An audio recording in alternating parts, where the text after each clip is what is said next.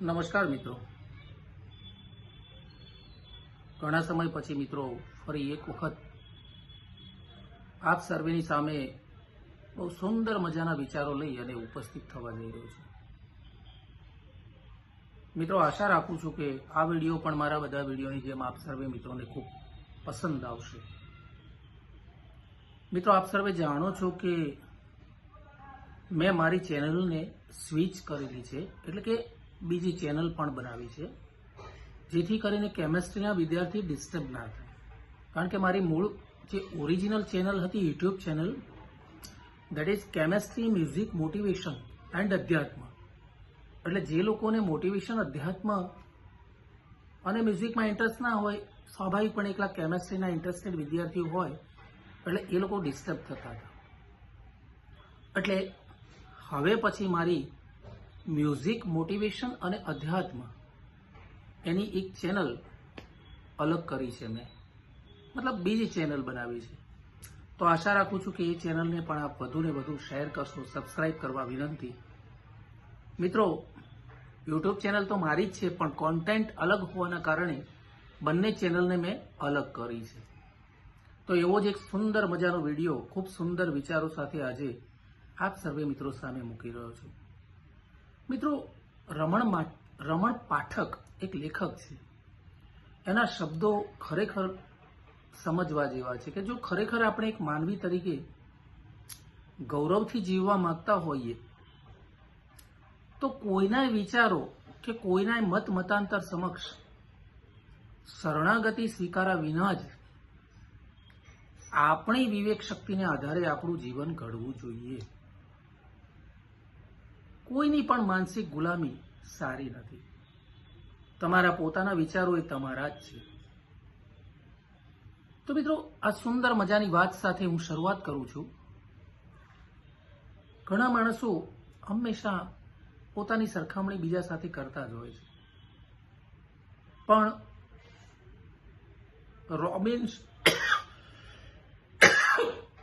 Robin Sharma એમના ભવ્ય જીવનમાં લખે છે કે તમારી જાતને કોઈની સાથે, કે તમે જે કંઈ તમારા જીવન દરમિયાન વિકાસ કર્યો છે એ વિકાસને કોઈની સાથે પણ સરખાવશો નહીં।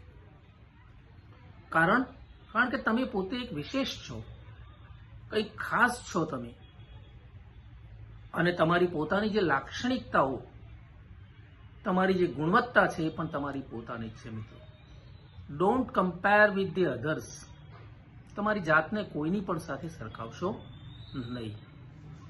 ત્યાર પછીની વાત છે મિત્રો, માણસના ગુણોની, વેલ્યુ ઓફ ધ લાઈફ, માણસની કિંમત કેવી રીતે કરવી, એના વિશે આચાર્ય ચાણક્ય આપણને ખૂબ સુંદર મજાની વાત કરે છે। મિત્રો, એમનું એક્ઝામ્પલ તો જુઓ કે કાગડો છે ને, કાગડો એક ઊંચા મકાન ઉપર બેઠેલો હોય, બહુ જ ઊંચા મકાન ઉપર કે પાણીના ટાંકા ઉપર, ઓવરહેડ ટાંકા ઉપર, પણ એને ગરુડ ના કહેવાય, છે તો એ કાગડો છે।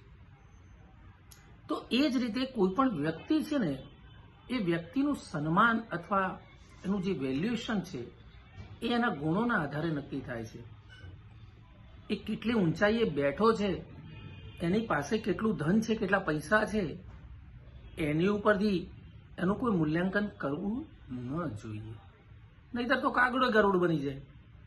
પણ ગરુડ તો ગરુડ જ છે, એ એના ગુણોથી ગરુડ છે।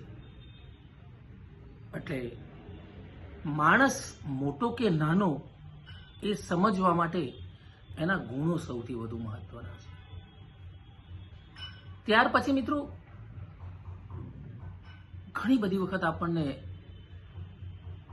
વિચાર આવે કે આ બધું શેને લઈને છે, તો આ બધી જ જે કરામત છે કુદરતની આપણા જીવન વિશે, એનું રહસ્ય બીજું કંઈ જ નથી। હું વારંવાર મારા વિડીયોમાં કહું છું, કર્મોની આ વાત છે મિત્રો, અને કર્મોની વાત આવે ત્યારે ભગવાન બુદ્ધને અવશ્ય યાદ કરવા જોઈએ। ભગવાન બુદ્ધ આપણને ખાસ કહે છે મિત્રો, જીવન મળવું એ ભાગ્યની વાત છે, જીવન મળવું એ તો ભાગ્યની વાત છે, પણ મૃત્યુનું મળવું એ સમયની વાત છે।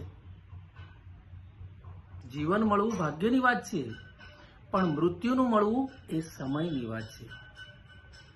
પરંતુ મૃત્યુ પછી પણ લોકોના દિલમાં જીવતા રહેવું કર્મોની વાત છે મિત્રો.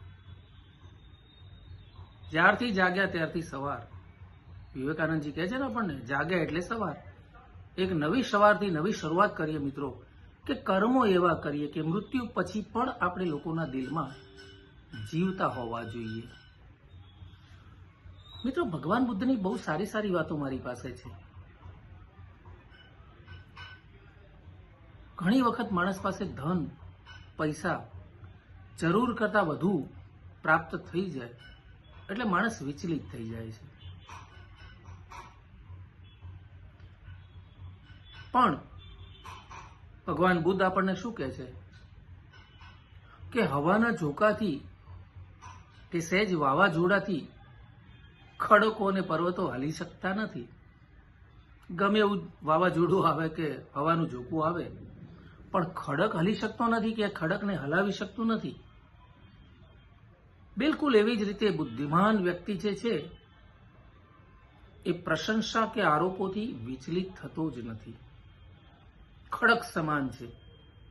ગમે તેવું હવાનું ઝોકું, ઇવન વાવાઝોડું પણ એને હલાવી શકતું નથી. એવી રીતે સાચો બુદ્ધિમાન વ્યક્તિ એની પોતાની પ્રશંસા કે એની ઉપર કોઈ આરોપ થાય તો પણ એ વિચલિત થતો નથી. એનું નામ બુદ્ધિશાળી છે. કેમ મિત્રો? કારણ કે તમે જુઓ, બુદ્ધિમાન વ્યક્તિ જે છે, વિદ્વાન જ્ઞાની માણસો,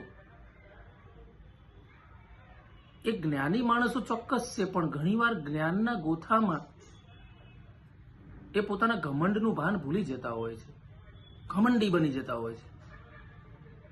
એટલે બુદ્ધને કહેવું પડ્યું કે આ સંસારમાં દરેકને પોતાના જ્ઞાનનું ઘમંડ છે. દરેક માણસને પોતાના જ્ઞાનનું ઘમંડ છે, પરંતુ કોઈને પોતાના ઘમંડનું જ્ઞાન નથી. પોતે ઘમંડી થઈ ગયો છે, એનું જ્ઞાન કોઈ જ્ઞાની માણસ પાસે નથી. પૈસા અને જ્ઞાન ને આ બધામાં એટલો ગોથા મારતો થઈ જાય છે માણસ, એ ચક્કરમાં એવો ફસાઈ જાય છે માણસ, પ્રસિદ્ધિની પાછળ ગાંડો થઈ જાય છે. પરંતુ યાદ રાખવું જોઈએ એમણે કે પ્રસિદ્ધ થવું તો બહુ જ સરળ છે. પ્રસિદ્ધિ પ્રાપ્ત કરવી બહુ સહેલી વાત છે. કંઈ મોટું કામ કરવાનું નથી મિત્રો, કોઈ ધાડ મારવાની નથી. બહુ સરળ વસ્તુ છે પ્રસિદ્ધ થવું. પરંતુ પ્રસિદ્ધ થયા પછી સિદ્ધ થવું ને, એ બહુ જ કઠિન કામ છે. કોઈક જ સિદ્ધ થતા હોય છે.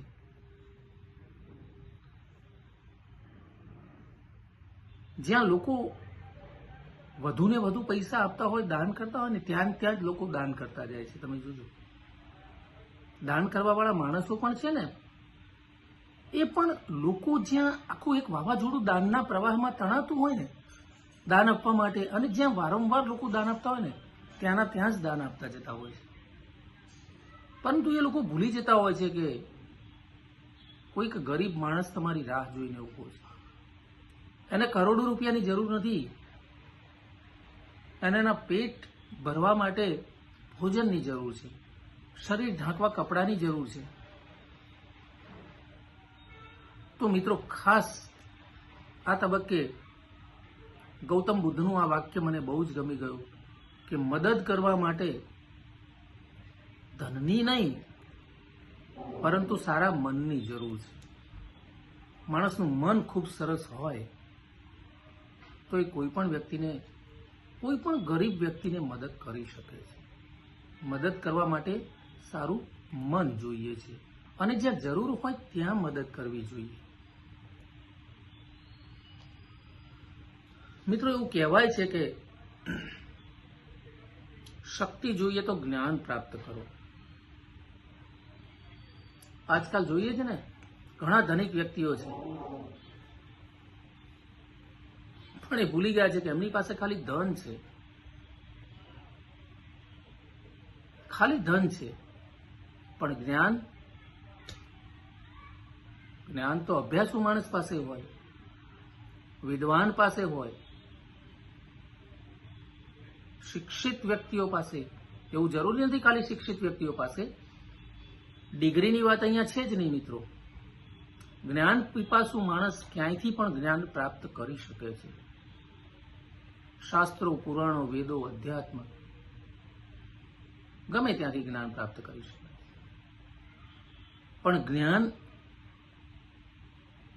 અને ચરિત્ર, જ્ઞાન અને તમારું કર્મ, જ્ઞાન અને આચરણ બંને જ્યારે ભેગા થાય છે ને ત્યારે પ્રચંડ શક્તિ બને છે. એટલે કહેવામાં આવ્યું છે મિત્રો કે શક્તિ જોઈએ તો જ્ઞાન પ્રાપ્ત કરો, અને જો સન્માન જોઈએ, તમારે માન જોઈતું હોય તો ચરિત્ર સારું કરો. બહુ સુંદર મજાનું વાક્ય છે મિત્રો. કારણ કે જ્ઞાનમાં અને આપણા ચરિત્રમાં એટલી તાકાત છે મિત્રો. તમારા વિચારોને બહુ મજબૂત કરી શકે છે જ્ઞાન. કારણ કે તમારો મોટામાં મોટું દુશ્મન જો કોઈ હોય ને, એ તમને જેટલું નુકસાન ના પહોંચાડી શકે ને, એટલું નુકસાન તમારા અનિયંત્રિત વિચારો તમને પહોંચાડી શકે છે. કોઈ વ્યક્તિ પાસે ગમે તેટલો પૈસો હોય, ધન સંપત્તિ, સુખી હોય, અપાર પૈસા હોય, પણ એ જ્ઞાની ના હોય, વિચારો ઉપર કંટ્રોલ ના હોય, તો એ અનિયંત્રિત વિચારો એને બહુ જ નુકસાન પહોંચાડી શકે છે. એટલે કહેવામાં આવ્યું છે મિત્રો કે તમારો મોટામાં મોટો દુશ્મન પણ તમને નુકસાન ના પહોંચાડી શકે જેટલું નુકસાન તમારા અનિયંત્રિત વિચારો તમને પહોંચાડે છે. અને છેલ્લે ભગવાન ગૌતમ બુદ્ધને યાદ કરી દઉં કે ગૌતમ બુદ્ધના આ સિદ્ધાંતની વાત કે કોઈ મારું ખરાબ કરે, કોઈ મારું ખરાબ કરે એ એનું કર્મ છે, પરંતુ હું કોઈનું ખરાબ નહીં કરું એ મારો ધર્મ છે. તો મારે શું કરવું જોઈએ એ મારે પોતે જ વિચાર કરવાનો છે. હું કે તમે, આપણે કંઈક વિશેષ છીએ. ક્યારેય બીજા સાથે કોઈ કમ્પેરિઝન ના કરો, કોઈ સરખામણી ના કરો. આપણે જ આપણું જીવન જીવવાનું છે અને એ પ્રકારે આપણું ઘડતર કરવાનું છે. મિત્રો, આશા રાખું છું કે આજના મારા વિચારો આપ સર્વે મિત્રોને ખૂબ ગમ્યા હશે.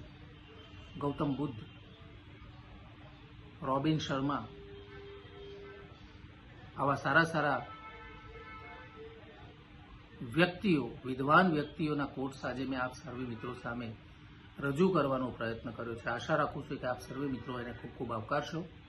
મિત્રો, હજી સુધી મારી ચેનલને સબસ્ક્રાઇબ ન કરી હોય તો બહુ જ જલ્દીથી એને સબસ્ક્રાઇબ કરી લો, કારણ કે હવે પછી આવનાર સમયમાં અધ્યાત્મ, મ્યુઝિક અને મોટિવેશન ઉપર મારા નવા વિડીયોઝ આવી રહ્યા છે.